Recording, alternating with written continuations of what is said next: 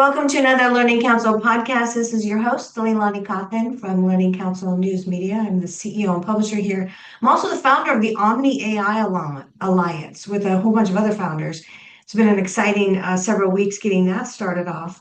So today we have a topic of the multifaceted role for AI in school choice expansion. And I have a new friend. His name is Shaka Mitchell. Hi, Shaka. Hey, Lonnie. Hey, so let me introduce you a little bit. So Shaka is a Nashville-based lawyer, facilitator, and national leader in education reform policy, which is exciting. He's a senior fellow of the American Federation for Children. He is the past chair of the federally appointed Tennessee State Advisory Committee to the U.S. Commission on Civil Rights. This is a lot of serious work. It looks like a lot of very serious work for somebody that looks so young. I hope I'm not going to offend you by saying that you look young, No, I'll take Shaka. it all day. Thank you. I'll take it. Okay, good. So you shepherded a bipartisan group of citizens who investigated and reported on potential violations of civil rights. You're also a member of the Civil Society Fellowship project from Aspen Institute and creator and host of the Come Together Music Project.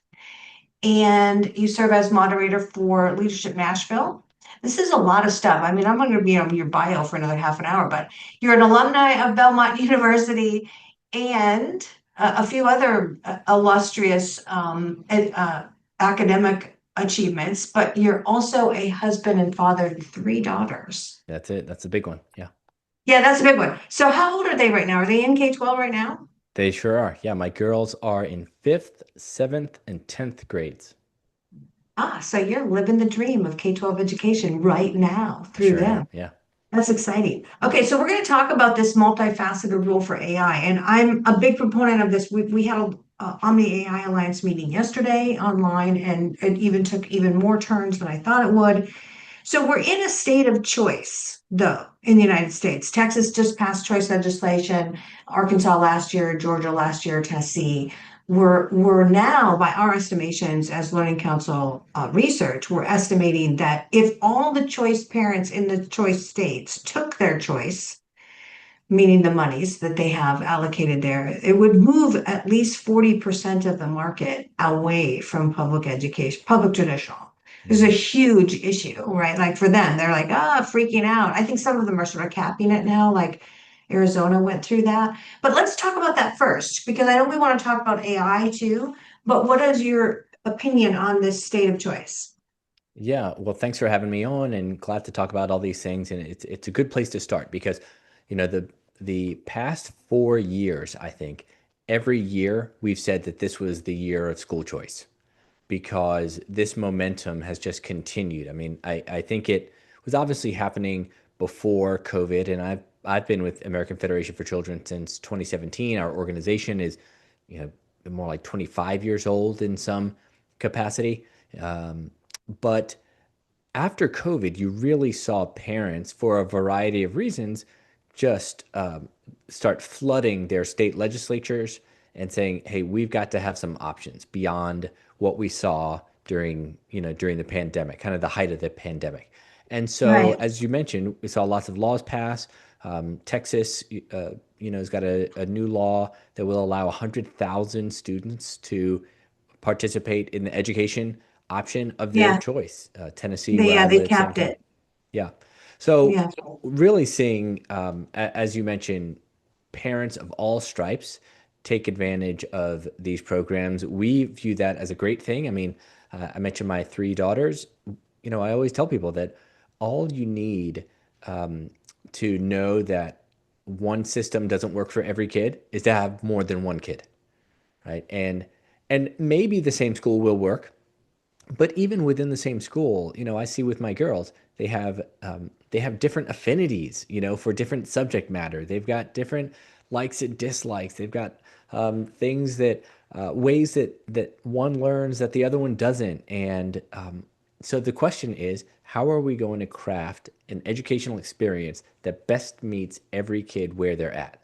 And I think that, parents are the ones who are closest to that sort of end user, the student. And so we really believe, like, let's empower parents to make that decision. But what I think we're going to talk about is, okay, that is very different from how most of us went to school and how most of us, the options that most of us had. So now we're having to relearn um, this new ecosystem. Yeah, and I think, I mean, my honest opinion is, and I want to maybe shout this from the mountaintop, is that what the American public is really looking for is something that doesn't exist yet. And I feel that when I'm looking at the consumer markets, right? I feel that there's a mismatch, let me say that word correctly, between what's happening in the outside world, sort of the revolution rate of change, right? Like, you can buy anything on Amazon, you can grab an Uber in under 5 minutes, almost in Right. any city, even in the country, and I mean, many places. And there's just a different sort of logistical universe going on outside, and yet the inside world has remained this whole group factory model. And it's a ridiculous construct to me now, right? I mean, I love teachers, I love schools, I think it's great to have some socialization, but it's definitely a multimodal thing that we need to be talking about because, like you said, kids can be different. Some of them don't learn well in a whole group. I mean, the research is clear on that, right? Right. Like 25% of humans learn and actively participate in whole group teaching and learning. What's happening with the 75% of the rest of mankind? These are the questions I'm looking at. So that's just down there at the teaching and learning level and the modality that we've always been seeing. But then when you start adding how different we could construct it, how amazingly alternate and not whole group. I mean, your mind just goes, how far could this go? So let's talk about that. What's your opinion on that? Yeah, well, listen, I'm with you in that I think uh, in many, many places, too many places, frankly, our zoned public school system, it's just outdated. You know, um, it has worked for many people, but it has left behind far too many more, I think. And it's Yeah, because it's unable to be customized, right? I think that's a lot of what you're talking about when I hear you, talking about kind of what consumers are now have a greater appreciation for. I mean, you think about all the things that you can do from your phone in under 10 minutes, right? You can probably apply for a mortgage from your phone. I'm you can pretty buy sure a you can. car. I know that you can. Yeah, You can buy a yeah, car. I did that. I bought a car totally mobile. It was a little bit nerve-wracking because I was like, am I really about to press send? And next thing you know, in a few days, I'm gonna have a car delivered. Like we did that. You yeah, can do that. You can customize all those things. You can customize clothing. I once got a pair of pants and I stood in front of my phone and like rotated in a circle and it took measurements and then I got a pair of yeah, pants. All right. yeah, Not super expensive. Yet, in many places for education, you don't even get to select the school. You're assigned the school based on your mailbox, and then you have to go there for 180 days. That's yeah. crazy, right? There's no rapid Every day. feedback. It's not responsive. So yeah, we know that there are better ways, and I think that you're seeing a lot of teachers actually exit the system so that they can start these new innovative models as well. And I'm all for that. I think we're seeing that in an increasing number of states. I think 18 states now have what you would call a universal education savings account program, and I think that number is going to be over a majority of states soon. Yeah. Yeah, I agree with you. So I want to break that down, right? I want to just sort of bounce this off you is that, there's how do you do a new system? And the way I'm seeing most teachers when they exit and they go, I'm going to create a micro school, which is really fast growing, especially in Florida. So they're growing like thousands a year. Mhm. Homeschooling is still growing faster, 65% year over year growth. Um, which is where a lot of the choice money is going to go. It's not going to go all to private schools, which is what most of the traditional educators Right. have been worried about. It's going to go to micro schools and maybe a little bit private, but it's also going to go a lot of online. Is you have a two modal thinking in the market. You're either on a campus, physically there all the time, or you're online and you never see a teacher. You don't even intersect with them to have live discussion very often, although some of those models have been around for 25 years. where you see a teacher or talk to them at least on the phone once a week kind of a Hmm. thing. But we saw during pandemic, 50% of kids don't learn well when that's the situation because they never learned agency, or they're just not independent learners, that they're not self-drivers kind of a thing. There is a certain number of people that have to have the social energy around them to sort of instigate their getting involved themselves. Hmm. But Hmm. even so, the just sitting and watching a teacher talk at you is only 25% of mankind anyway. The research has been showing that since the 70s. So when I look at this problem, I see the individual student first, how they operate, how they could operate. And then I see the second thing is how much human interaction is needed. So this question of AI puts that into spotlight. How much do you need a human teacher? Hmm. What are your thoughts on how much do you need a human teacher? Well, I think the answer is going to vary. It's really going to vary by person. Um, I can say just from our limited personal experience, um, in 20, what is this, 2020, 2021, one of my girls was, I mean, really thrived in that online environment. So much so that we thought, oh, we think she could homeschool. Prior to Yeah, this, they had all been at a local charter school, which we really enjoyed, but everything in Nashville kind of shut down. So yeah. they're at home. Well, she was Mhm. online and she could get things done so quickly that, in fact, she said, if I'm done early, like if I finish quickly, can I go outside and play? And we're like, yeah, knock yourself out. Okay, so Yeah. that really made us rethink, okay, what are her needs, etc. Another one of my daughters, the eldest, really needed that in-person contact, right? She just responds really well to a teacher in the room. Now, that's not necessarily to say what type of instruction is that teacher giving, right? Because it's that Yeah. that's a question. I don't know that she would Yeah. just love 8 hours of lecture. Probably not. But she does really well with a real teacher physically in the room, and she just responds well to that. So I think one of the places where I see AI being used is to help people even better assess their own proclivities in the space, right? To ask the questions because again, with these new modalities, we don't really know, right? You and I didn't go to school with an online option at all. So Mhm. until we try it or until we start asking some questions, we don't even really know how we would respond to that and how we would, thrive more or less in that situation.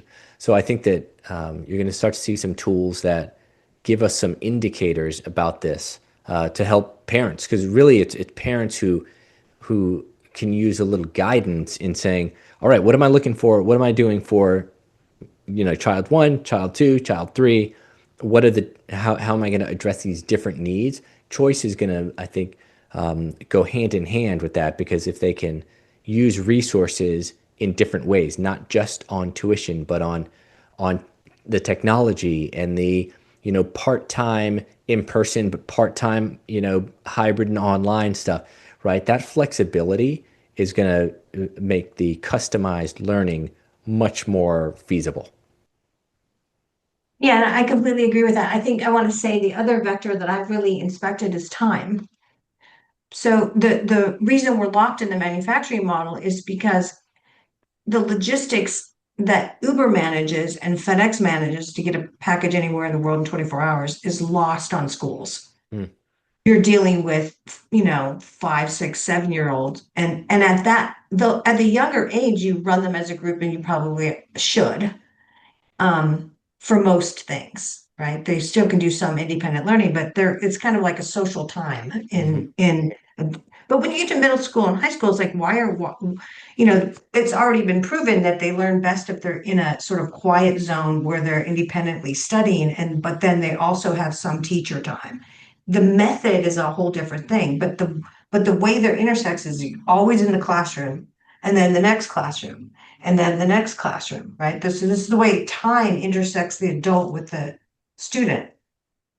So I've been inspecting that a lot, and that's why I got really involved in time AI, because time AI allows you to take the course and fraction it between the independent study moment and the live being with the teacherness moment Mm, and set an auto cohort value. So if you want to have a course run so that after step one, the next thing is a live class and it's going to set for every sixth kid that gets in there. When the sixth kid arrives, the AI sets it for the teacher. So now the teacher doesn't have to stand around in their classroom all day teaching. They're roaming until they see that pop up on the airport flight board, so to speak, and then they go have those six kids. Maybe it's a discussion moment, which is another vector. Is it mhm. lecture? Is it discussion? Is it a lab? Is it hands-on? What is the thing that you're doing? And why are you doing that for only this amount of time in the classroom normally? And the rest of the time, you're just wandering around making sure they're doing their worksheets or you're on Facebook. I mean, like, quite literally, that does happen with Mm. teachers in live classrooms. What are they doing when they're not actually having words coming out of their human mouth? So you mentioned two, one daughter that likes to have that adult sort of adulting them, right? Not Yeah. necessarily even teaching, but adulting. So they're working, right? It's more like an oversight, I guess, for that one daughter. The other one's like, I don't need anybody. I'm on my own. Can I go play now? Because I'm done, Right, right? right, right. So time, what are your thoughts on that? Yeah, well, I mean, as you mentioned, we're just seeing all of these interesting ways on a daily basis. I mean, probably um, you're also getting these ads on whether it's on social media or just on search ads, whatever, for things to help you maximize your time and better time management and be more creative and flexible and efficient. I also think that something that came up during the pandemic in particular, not for every sector of work, but for a lot of people all of a sudden realized, hey, I actually don't have to drive into the office for regular work hours, right? I mean, I'm not sure where you're sitting, but I'm sitting in my home, and it's Yeah, such a gift Learning to Council, we gave up our offices this yeah. So did we. the second year in, and everybody was working from home, and they were doing fantastic. And we even said, "Why are we even living in California? Let's leave." We moved to Arkansas, Yeah. so Okay. So there that's you what have happened it. to us. Yeah, There you have it. And so now I think the challenge though is that most of our schools are still 65, 70 years in the past, right? And yeah, so it's anathema to them to think about how to have a flexible schedule. And by the way, I should say, because I was a former, charter school administrator, I understand that part of having a strong school culture is sort of saying, hey, this is our model, and we want you to buy in, and we're going to be disciplined about sticking to our model. I get that. I totally appreciate that, and I believe it. But there are a lot of families who now their values and their ethos is, hey, we actually want to be on the road a lot. We want to take our whole family and we want to travel around. We want to go see family, and I want to go see, we want to go see our cousins on the West Coast, and we're going to stay out there for 2 months, and then we're going to go see our grandparents in the Southeast, and then we're going to be in the middle part of the country for the rest of the time. And by the way, we still want our kids to learn something and thrive yeah, academically, right? yeah. So how do we? So that time element becomes a real factor, because if we don't have flexibility, then you've got to stay tethered to a brick and mortar school building. So, I think the technology is helping us. Well, it's going to help us. I think it's not there yet. That's my estimation. But I think in time, we're going to see tools that really start to help parents customize the whole journey, and that's really going to be necessary because, again, as I mentioned, in 1 year, you're going to have parents of 100,000 students in Texas. In Florida, it's 500,000 kids now participate in private choice programs. Oh Arkansas is yeah, growing. Tennessee is growing. Tennessee will have 20,000 this year, just started. Arizona. That's going to grow. Arizona's up around 90,000. Iowa's growing. All these places, massive numbers of parents. And somehow they're going to have to figure out, well, what if I want to do something that's a little, that seems non-traditional? How do I make that work? And this is where I think that there's a real opportunity for technology to come in and say, okay, we've done an evaluation, both of your learning styles and also what education service providers are out there in the ecosystem. Now let's see if we can make a match and how you might put those two things together. Yeah, and I think it comes down to, like you said, sort of thinking outside the box. But I want to break it into sort of the vectors of that, right? So we've already talked about the vector of the individual student's personality, Mm-hmm. and I think there's ratios there. How much independent work versus how much we maybe should require some socialization. And that doesn't have to be physically in the same room with other kids. But I know for a fact that there's research on uh, social discussion. Let's say we all had to read this chapter on the Civil War, whatever it was. Now we need to discuss it. And there's 20 minutes of question and answer. Well, there's science that proves that some kids just hearing another kid's questions illuminates in two dimensions for them a question maybe they hadn't thought of, and two, what's going on in another human person's mind, Mm-hmm. right? That's also something that schools really want to stick behind. They think, and I don't think they're wrong in this. I just think maybe the percentages are off. The ratio of how much it is needed is off. But they think that, yes, you need to be learning in a social environment. If you go too far with it, that's conformity. And people are pushing back on that hardcore right now. I don't Right. think that's coming back for 50 years. Um, so that's one vector. And then the time vector, the flexibility, how flexible that time is.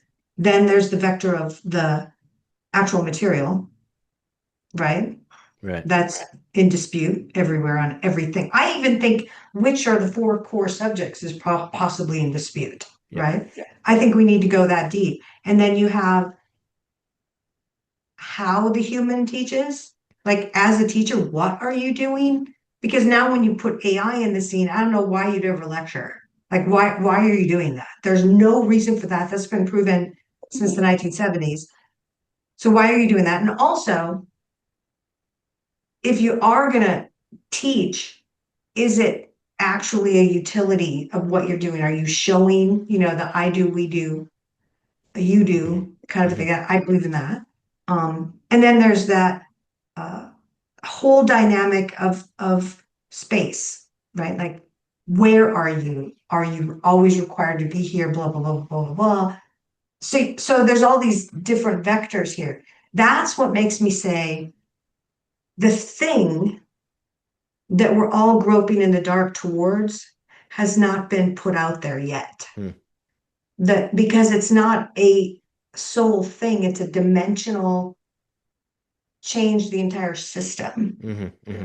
And we're struggling with these monoliths and monolithic independent entity thinking when we need to be at the system thinking level. Does that make sense? It does make sense. Yeah. And I think that, I mean, to try to be a little bit generous to the existing system, um, in many places, right, it makes sense as to why, if what you wanted to do was provide an education for the greatest number of students, children, paid for by one central office. Well, of Yeah, course, a public school system would make sense, makes kind of sense. as we see it, right? Yeah, Given the constraints that existed back then, because you couldn't do direct payments to a single person. That would have been way too inefficient. You certainly couldn't deliver instruction, remotely. And I'm thinking about when like the common schools sort of, erupted. 1800s. Yeah. So now I think, though, as you mentioned, the landscape has totally changed. The landscape around the school system, the schools have largely gone unchanged, but everything else has changed. Meaning, I mean, we saw again. I hate to keep pointing back to COVID, but one of the things we saw with COVID is that the federal government made direct deposits to parents, right? Direct cash deposits to parents with the child tax credit. We didn't even ask for it. All of a sudden, I just started seeing things in our checking account because we're taxpayers, and we've got kids. So next thing you know, we just start seeing this thing. we know that we can get funds directly to parents. We also know on the sort of selection and consumer side that parents can, with just a few swipes and buttons, find any number of educational services that would work for them remotely or where they live, right? So these are just things that did not exist in the 1880s. And so No. I think it's a new day. The question is whether or not our laws and our lawmakers will sort of get on board. I think in many places, sometimes we see that you've got some who are, it's like they're too nostalgic, I would say, for this kind of bygone era that probably actually wasn't really all that great to begin with, but there's this nostalgia, and I sort of want to say, listen, we're not there, and if we're not careful, many other countries are going to eat our lunch when it comes to the education that they're providing their kids. You look at most European nations now actually fund every kind of school. They just fund kids. They don't care if you go to a Catholic school. They don't care if you go to a Montessori school, a classical school, whatever. They just fund you. There are a couple academic kind of requirements and constraints that come with that. It varies by country, but most of those places are much more flexible than we are in the U.S. It's a place where kind of somewhat surprisingly we really lag. And the last thing I'll say is, those multiple dimensions that you talked about, which I think is a helpful way to think about these things, it's all the more reason to not have one centralized system, right? Yes. The fact that, I mean, if you've got, I don't know what you named there, maybe it's like 6 dimensions. If you mention 6 dimensions, well, of course, you and we're going to weight those things with different priority. And Right. and so it's going to be really hard for us to gain consensus on one system, which is why I would say, all right, there's got to be flexibility so that we can pursue different ends simultaneously.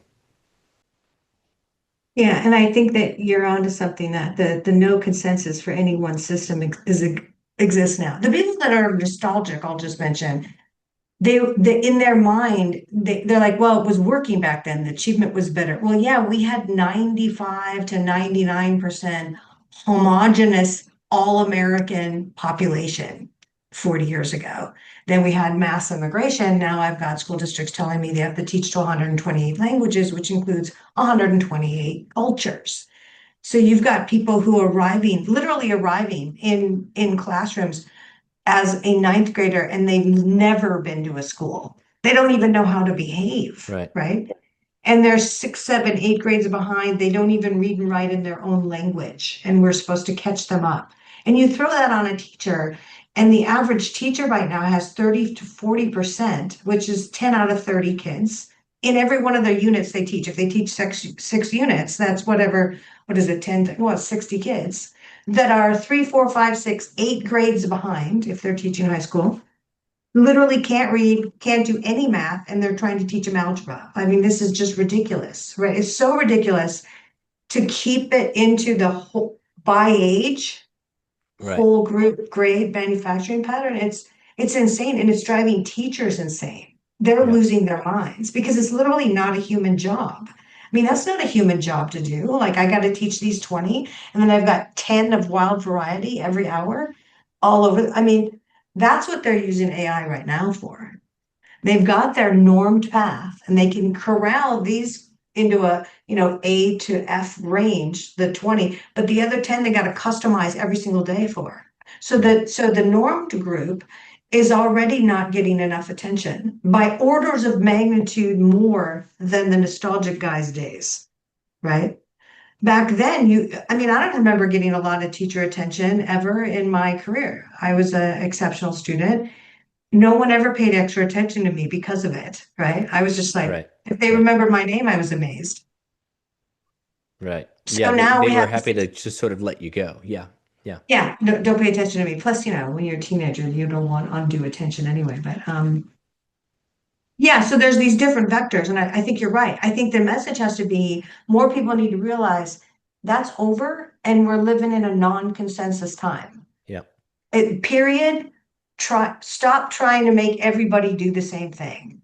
Because as soon as you say that, you obviously don't agree with diversity. You obviously don't agree with equity, and you think everybody has to be exactly the same everywhere. And that's just not going to work anymore. It's just Yeah. not. Yeah. Yeah. No, Yeah. So absolutely. I love And I that. think you've seen that in, lots of states. I mean, we all saw the, clips from local school board meetings and stuff with just people who are just angry, right? Whether it was over not just health stuff, but curriculum, and curricular decisions. And it's impossible, I believe, it's impossible to have a school without values.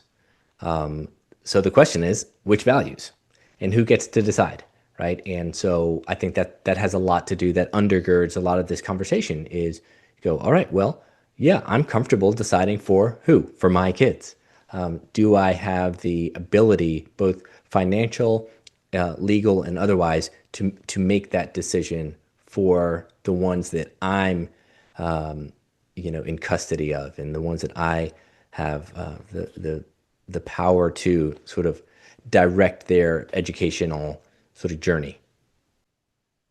Yeah, that's an excellent point. And we're going to be running out of time here fairly soon, but that comes down to a modularity issue and transparency issue, right? There's absolutely no reason why every single lesson that you're going to teach, even in traditional school, isn't already online for a parent access, including every permutation it could possibly make. The fact that it's not, that it's so non-transparent is already making people mad, right? Like it Yeah, just makes me mad even to think about it. Like, why? I can access literally other people's documents. They shared the link with me. I'm like, I'm all over that. Like, why? right, right. Um, but the modularity issue, now we enter this world of AI. So let's finish our comments out about AI. We enter the world of AI. You could have the same lesson and you could script it as a parent how to color it around your religion, right? How to make sure that it's not going to do X. I mean, you literally you could enter a system from it as an outsider and say, okay, I see this lesson. Here's what I want to make sure you include, right, for my kid when you're in Right. one-to-one discussion or whatever. Don't forget this. Or directly alter it slightly yourself with a resource, right? I mean, there's really no reason it couldn't be that modular. What are your thoughts? Yeah, I think there's a lot of cool things. I mean, I'm not a curriculum expert, so that is not a small disclaimer. Um, but yes, I think there's a lot of things that are happening in that space. I mean, I encourage, probably your audience doesn't need to be encouraged to this because they're kind of hip to this, but I encourage everybody listening, like, we've got to get smarter about how we're using AI, so that it's not just Google search 2.0, right? And that we remain the human in the loop, to borrow a phrase from Ethan Pollock. I think that's really important. And yeah, so parents need to be the human in the loop when it comes to their kids' education. And so I think as they're doing this, as they're interacting with AI, I think there's more opportunity to be in that loop, because one of the great things is that, let's say you are a parent for whom English is not your first language, right? And you move to, where you are in Arkansas. Arkansas has now got this choice program, and you're just trying to navigate the system. Well, now you can sort of take a website, run it through, your AI sort of model of choice, and say, hey, explain this to me, right, in my language. You could even dial it up or down in terms of the level of sophistication, right? Explain this to me Right. like I'm a fourth grader. Okay, cool, great. Lay out the specific steps for what I need to do. Great. You could do the same thing with taking curriculum from your child's school, and you could say, okay, explain this to me, put this in my language, translate this into Amharic for me, translate this, Right. into Somali for me. Um, Yeah. that's a really amazing thing that, again, just didn't even exist in Yeah. in practical Yeah. It didn't even terms. exist. Yeah, 10 years Yeah. ago. Yeah. Yeah, so let's hypothesize one thing, and that is the consumer markets are coming in, right? The AI we know right now is a commercial accessible product to every consumer. That's not going to remain that way for very long. The walled gardens are coming. There's even something called the user shell, which is an individual AI, and your individual AI may interact with the institution AI, which may itself pull data from those big commercial AIs, right? You're Mhm. looking at a future world that's multinodal, right? Nodal to the individual. And what you were just talking about is coming at the consumer level. There's going to be websites where you can type in as a parent, I have a fourth grader who has a high interest in history, who likes to play battle games online, who actually likes to climb trees and has these other interests, but is behind in language, blah, blah, blah. Put in all the parameters, gives the teacher the course or gives the parent the course. The student does independent study. Yep. The AI then pings the parent's calendar and puts on it, when you get home from work, you need to spend 10 minutes with this on the student. Ask them this, look them in the eye, know that they got it. And if they didn't, put them on this, right? That happens at the teacher level. It can happen now. There are systems that do that now for the teacher level, but they're not using them that way that I Right. know of. I could be wrong. But the consumer stuff is coming, including, Mathnasium is like one of the fastest growing retail outlets in America. What's coming, I believe, is retail lounges. So if both parents work, but you want to homeschool, it's a childcare for like 10th graders. Like you Yep. just drop them off at Yep. any age, and there's somebody there to oversee them. Then they start selling a menu of pathway planning and course building, and I'll plug you in here, but this is your zone. You gonna use the couch over there or sit at the table, you got a locker, why not? Right? Why is this so hard? So I Yep. think the directions that AI is gonna go are so incredible that they are gonna build a new thing that we haven't seen before.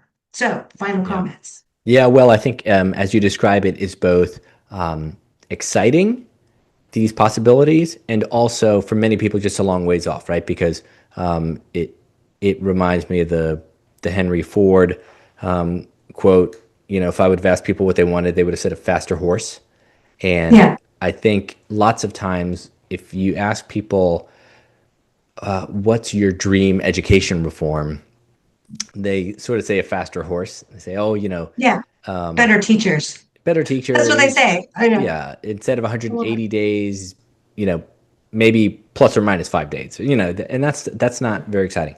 I think what you're Yeah, talking about is where we could see some real technologically infused dynamism in the yeah, system. And to your point, I mean, I've spoken with multiple people about concepts, physical space concepts that are more like a shared space, like a WeWork for students, so that students, whether they're in micro schools or in co-ops or even individuals, can be in a safe learning environment where there are just a few trained sort of education guides or navigators, but the kids are multi-age, they're working on different things, right? Like, think about how helpful that would be. Where I live, if you're somebody who works downtown, it's really a pain to drive all the way across the county, drop your kid off in the morning for school, come all the way back downtown, get back there by 3 or something, right? I mean, so much time is wasted doing that. There would the be quality of life issue. a lot of families that would take advantage of, these different kinds of options, these sort of more drop-in options, right? Yeah, And many of those are going to be able to be funded with choice programs that have passed in recent years. So yeah, I think there's a lot of cool stuff that's on the horizon. We've got to be I would encourage folks to be open to it. We want to be prudent, of course, and after all, like, no one wants their child to be the experiment. yeah, But I think there's a lot of opportunity for some exciting, really dynamic things. yeah, me too. Yeah. Well, this has been a super fun conversation. Thank you so much, Shaka, for being with me. Thanks for having me. And yeah. All right. So thank you for listening. This has been another episode of the Learning Council's podcast. This is your host, LeiLani. Keep listening and keep learning.